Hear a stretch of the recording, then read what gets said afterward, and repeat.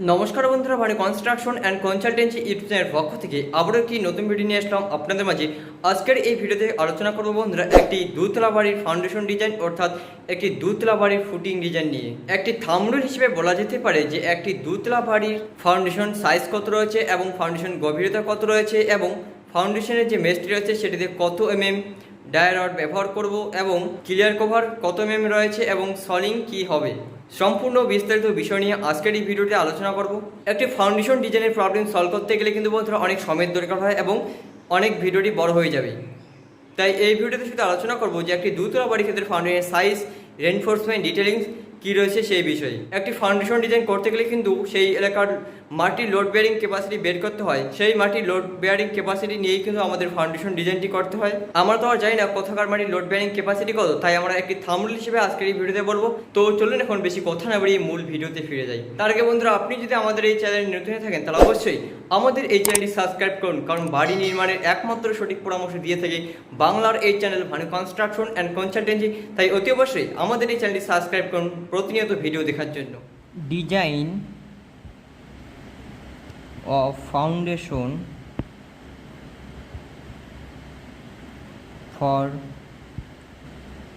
two-story building.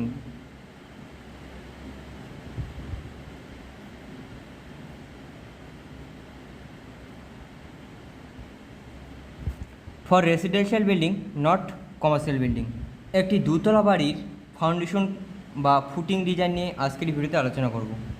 Foundation size রয়েছে 4 fit with এবং 4 feet এবং ডিপ বা গভীরতা রয়েছে আমাদের এটা যদি ফাউন্ডেশন হয়ে থাকে আমাদের এটা গভীরতা রয়েছে 4 ফিট, লম্বা এবং চওড়া রয়েছে 4 ফিট বাই 4 ফিট এবং ডিপ অর্থাৎ গভীরতা রয়েছে আমাদের 4 ফিট।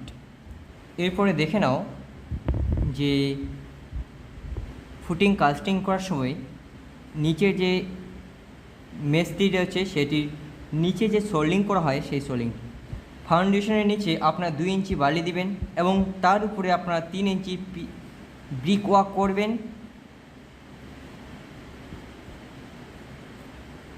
2 ইঞ্চিস স্যান্ড এবং 3 ইঞ্চি আপনারা এখানে ব্রিক ওয়ার্ক করবেন, 3 ইঞ্চিস ব্রিক ওয়ার্ক এবং তার উপরে আপনারা পিসিসি ঢালাই করবেন। তার উপরে আপনারা 2 ইঞ্চি পিসিসি ঢালাই 2 ইঞ্চি করবেন। পিসিসি ঢালাইয়ের উপরে যখন আপনারা মেসটিকে বসিয়ে দেবেন তার নিচে আপনারা এই ক্লিয়ার কভারটি 3 ইঞ্চি প্রোভাইড করবেন, 3 ইঞ্চিস ক্লিয়ার কভার। এই ক্লিয়ার কভারের উপরে আপনারা এই মেসটিকে বসিয়ে দিবেন। মেসটি যে এই স্টিল বা রডগুলি রয়েছে এগুলি হচ্ছে 10 dia, 5 inches centre to centre. মেসটিকে বসানোর পর আপনারা এখানে 10 ইঞ্চি এখান থেকে পিসিসি কাস্টিং পর্যন্ত 10 ইঞ্চি আপনারা আরসিসি ঢালাই করবেন 10 ইঞ্চিস এবং আপনারা এখান থেকে যে এই টেপারটি আপনারা দেখতে পাচ্ছেন এটি 1.5 ইঞ্চি টেপার হবে। এটা আপনাদের 1.5 ইঞ্চিস একটি টেপার হবে এবং গ্রাউন্ড লেভেল থেকে অর্থাৎ জিএল থেকে আপনাদের ফাউন্ডেশনের যে গভীরতা সেটি হচ্ছে 4 ফিট। এবার দেখে নিন মেসটি। এই মেসটি আমরা 10 Dier, 5 inch centre to centre. এবার আপনাদের গিভেন ভ্যালুগুলি লিখে দিই।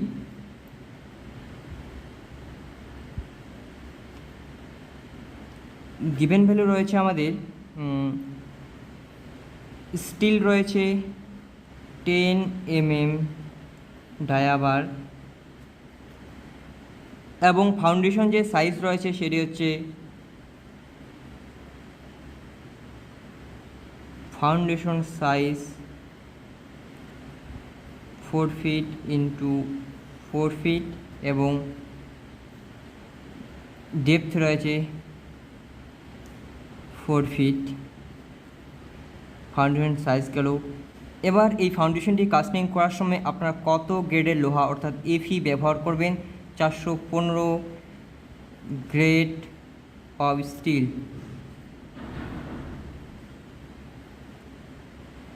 এফসিকে অর্থাৎ এই ফাউন্ডেশনটি ঢালাই করার সময় আপনারা কত গ্রেডের কংক্রিট ব্যবহার করবেন এবং তার রেশিও কত রয়েছে? এই ফাউন্ডেশনটি ঢালাই করার জন্য আপনারা M20 গ্রেড অফ কংক্রিট ব্যবহার করবেন। এর যে রেশিও রয়েছে বন্ধুরা, M20 গ্রেড